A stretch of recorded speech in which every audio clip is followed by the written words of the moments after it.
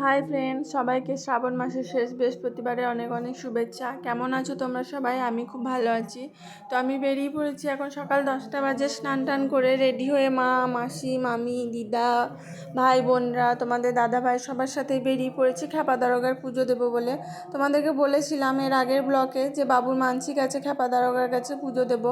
তোমরা হয়তো কেউ বুঝতে পারছো না খ্যাপা দারোগাতে কী ঠাকুর। কোনো ঠাকুর নয়, উনি একটা মানুষ ছিলেন। তো মানুষটাকে ওখানে কবর দেওয়া হয়েছিল পীর বাবা। তো উনি খুব জাগ্রত ছিলেন, যাকে যা বলতো, যে যা চাইতো সেটাই নাকি পেয়ে যেত। হ্যাঁ, এরম তিনি মারা যাওয়ার পর ওনাকে ওখানে কবর দেওয়া হয়েছে, ওটাকে থান মানে ভালো করে বাঁধানো হয়েছে, ওখানেই সবাই পুজো দিতে যায়। আর চারিদিকে প্রচুর মেলা বসেছে।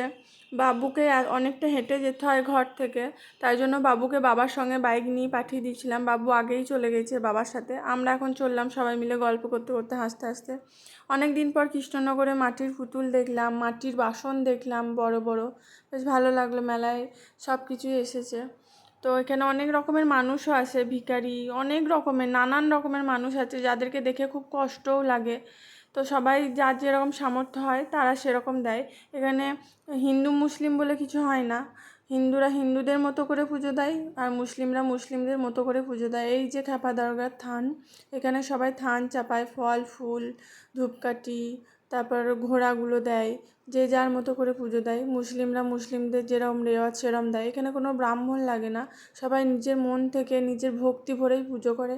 বেশি কিছু চাহিদা নাই খ্যাপা দারোগার, যে মানসিক করলাম বলে পাঁঠা বলি দিতে হলাম, রক্ত ছড়ালাম, এসব নয়। উনি শুধু একটু ঘোড়া, লাল ঘোড়া কালো ঘোড়াতেই উনি সন্তুষ্ট, সিন্নিতেই ব্যাস। তো আমরাও এরমভাবে পুজো দিয়ে নিলাম, সবার মতো করেই পুজো দিয়ে বেরিয়ে পড়লাম। আর এখানে প্রচুর দুধ পড়ে, তো দুধটা দিয়ে পাশের একটা জায়গাতে উনুন করে ক্ষীর বানানো হয়। ক্ষীরটা বানিয়ে 3টের সময় মৌলবী সাহেবরা এসে ভোগ দেয়। আবার ব্রাহ্মণও আসে পুজো করার জন্য। ওই ক্ষীরটা মৌলবী সাহেবরাও দেয়, এদিকে ব্রাহ্মণরাও দেয়, পুজো করে।